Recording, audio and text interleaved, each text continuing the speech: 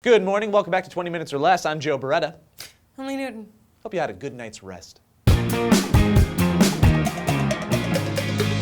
A recent study by a California-based sleep center has found that there may be a connection between sleep medication and an increased risk in death for those who are taking it. And they also claim that sleeping tablets could be responsible for over 500,000 deaths every year in the US alone. Taking sleep medication like Stilnox, Restorel, Normicin, and Ambien can actually make it 4 times more likely that you're going to make that meeting with the Reaper. The study also suggests that those that utilize the drugs are 35% more likely to be diagnosed with cancer. Those are super scary stats. Yeah, and they come from a study that compared the death rates of over 10,000 people who take sleeping medication and over 20,000 people that do not. And then they adjusted for important life-affecting factors like health and age. Now, these conclusions are deduced from a group study as opposed to a closely monitored clinical trial, so these connections could just be casual. They can't say that the pills are the exact cause of death, but there is an apparent and alarming association. The more doses taken, the higher the risk of death. If a person were to take 18 doses in a year, there was a 3.5 higher risk of death. Between 18 and 132 doses meant a 4 times higher risk of death. Now, the pills may not actually kill you, but it has been linked to cancer and an increase in depression, which can lead to suicide. Also, there have been cases of sleep eating. That's where you eat at night and don't remember. That can lead to poor diet and obesity. Yeah, and we won't know if this association is an actuality until they do a large-scale clinical trial that determines the connections and the risks. But that doesn't make these findings any less frightening for those people that are dependent upon sleeping medication for a good night's rest. And we live in a time where for some people, these pills are incredibly necessary. Back in the day, the sun went down and the day ended. The world became dark and the brain naturally transitioned to sleep mode. But these days we have all these different modern technologies that keep us awake. Computers, televisions, and cell phones keeping us up and tricking our bodies into being sleep deprived.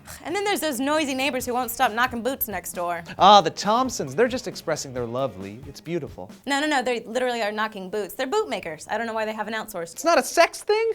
Anyways, if you want to try and get some good shut-eye without the aid of medication, sleep experts say that you should try and turn off all electronic devices at least 30 minutes prior to bedtime. This will adequately prepare your mind and your body for night-night time. So guys, let us know, will these findings actually alter your sleep habits, or are you still going to go to bed with the sound of your friends' DVDs and a nice glass of warm Ambien? Leave us a comment down below. And then like and subscribe to our videos, please, and then click this annotation or go to SourceFed.com for the 5 videos of the day and all the stories we've ever covered. I'm Joe Beretta. I'm Lee Newton. Come back later. Dulce sueños. Sweet dreams.